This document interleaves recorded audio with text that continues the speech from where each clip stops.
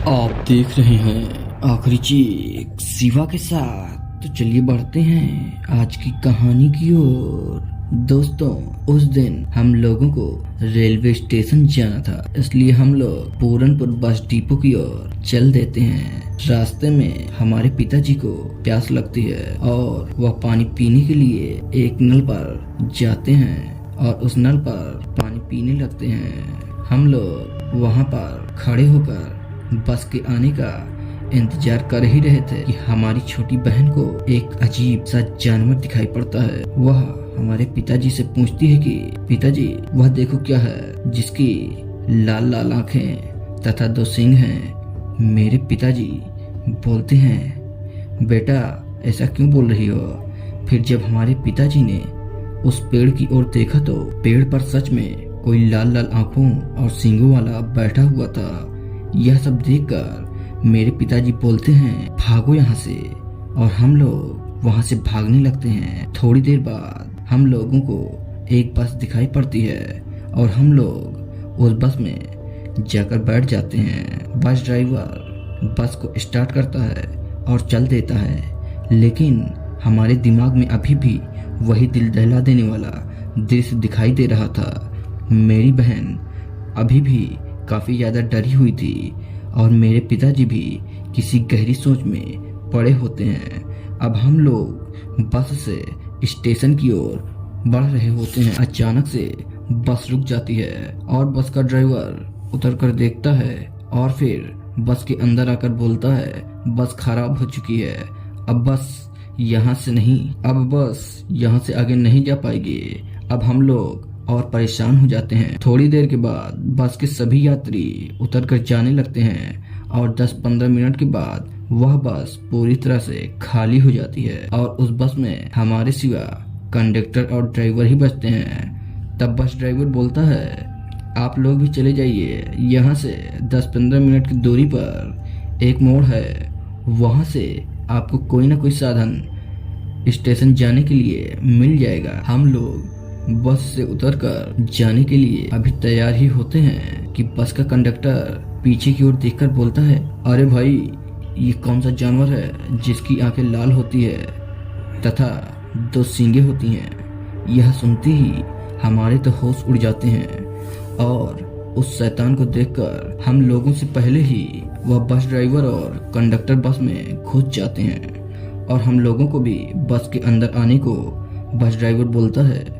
हम लोग भी उस बस के अंदर जाकर घुस जाते हैं। हमारे चढ़ते ही बस के ड्राइवर ने सारे दरवाजे बंद कर दिए और वह ड्राइवर बोलता है कि आप चिंता मत करो, यह इस बस में नहीं आ सकता है।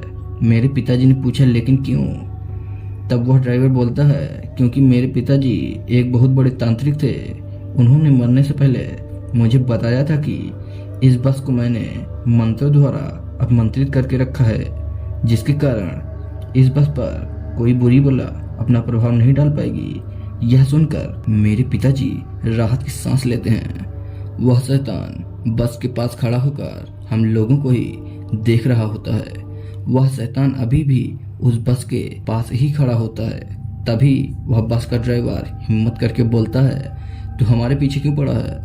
हम लोगों ने तेरा क्या बिगाड़ा है? तुम लोगों ने नहीं, उस लड़की ने जिसने मेरी आंखों में देखा था और उस आदमी ने जिसने मेरे नल से पानी पिया था। तब मेरे पिताजी ने उसे सारी बात बता दी। तब ड्राइवर बोलता है, चल यार छोड़ दे, बस पानी ही तो पिया था इन लोगों ने, शैतान बोलता है। और बस ड्राइवर ने इतना ही कहा था कि शैतान अपने आप भड़क जाता है और अचानक से बस अपने आप जोरों से हिलने लगती है। तभी वह बस ड्राइवर एक बार और हिम्मत करके बोलता है, चल बता, अच्छा क्या सजा देगा तू इन सबको पानी पीने की? वह शैतान बोलता है, मौत की सजा, क्योंकि आज तक जिन्होंने मेरे नल से बिना पूछे पानी पिया है उन सबको मैंने मौत की सजा दी है। बस ड्राइवर अब समझ चुका था कि यह ऐसे नहीं मानने वाला है। वह शैतान काफी समय तक बस के बाहर ही खड़ा रहता है।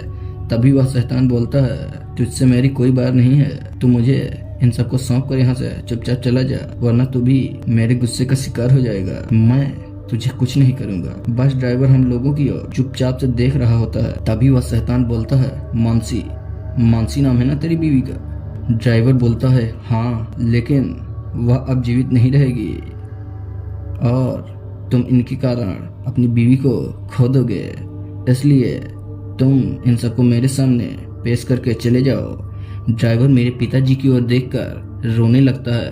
तभी मेरे पिताजी उस ड्राइवर से दरवाज़ा खोलने के लिए बोलते हैं और हम लोगों की मना करने के बावजूद भी हमारे पिताजी मेरी छोटी बहन के साथ उस बस से नीचे उतर जाते हैं और उस शैतान के सामने हाथ जोड़कर माफ़ी मांगने लगते हैं। लेकिन वह शैतान मेरे पिताजी को अपने पंजों से मारने लगता है। तभी मेरी छोटी बहन अपने दांतों से उस शैतान के पैरों में काटने लगती है। तभी वह शैतान मेरी बहन को अपनी गोद में उठा लेता है और बोलता है, तुझे मुझसे डर नहीं लगता क्या? मेरी बहन चुपचाप से रो रही होती है।